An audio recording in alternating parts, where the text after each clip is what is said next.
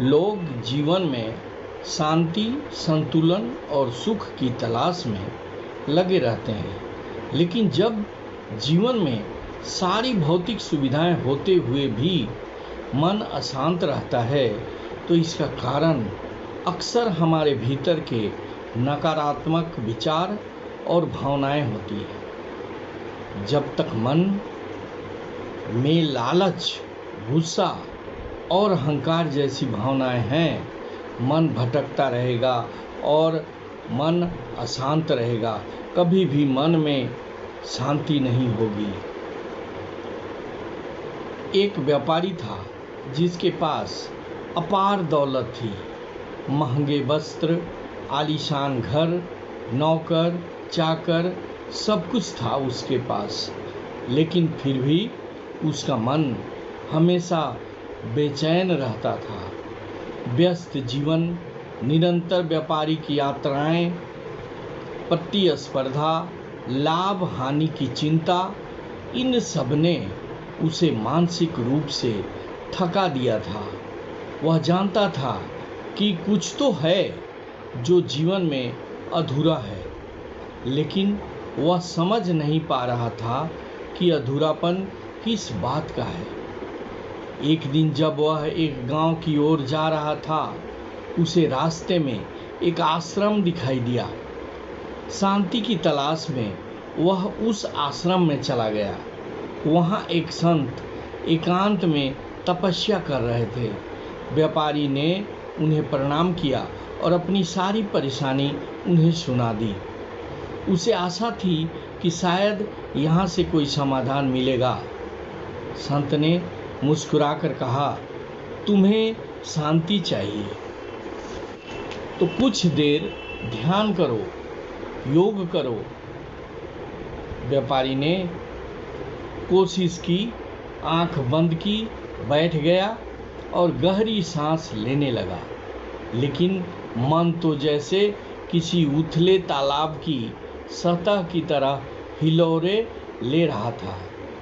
कभी व्यापार की चिंता, कभी नुकसान का डर, कभी अहंकार, हर विचार ध्यान में बाधा बन रहा था। वह कुछ देर बाद उसने हार मान ली और संत से कहा, महाराज, मैं ध्यान नहीं कर सकता, मन एक जगह थमता ही नहीं है, क्या करूं? तब संत बोले, चलो आश्रम में थोड़ा घूमते हैं।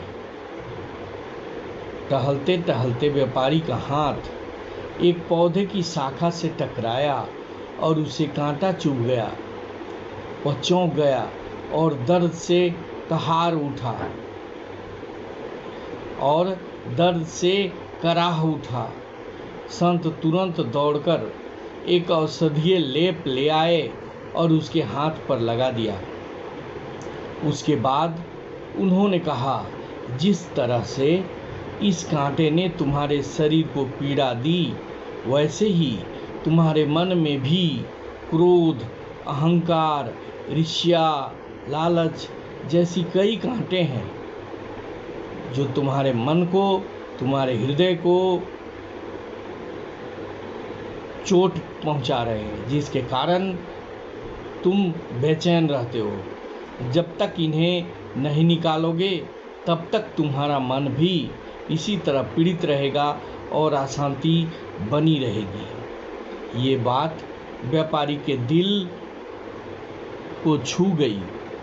उसे एहसास हुआ कि असली दुख बाहर नहीं है, बल्कि अपने भीतर ही है। जब तक वह अपने अंदर की गंदगी को साफ नहीं करेगा, बाहर का कोई भी वैभव उसे सुख नहीं दे सकता। इस अनुभव ने उसके जीवन की दिशा ही बदल दी। उसने संत को अपना गुरु बना लिया। धीरे धीरे उसने अपने अंदर के विकारों को पहचाना और मुक्त करना, निकाल देना शुरू किया और समाज की भलाई करने में लग गया, क्योंकि वह समझ गया था कि जितनी भी चीज़ें हैं वह मन को संतोष नहीं देते, वह मन को असंतोष देते हैं, वे मन को बेचैन करते हैं। इसलिए उसने भीतर की सफाई शुरू की, ध्यान और आत्मनिरीक्षण करने लगा और अपने धन का सदुपयोग करने लगा। यही उसकी सच्ची संपन्नता बन गई। उनका मन स्थिर हो गया और वह आनंद से अपना जीवन व्यतीत करने लगा।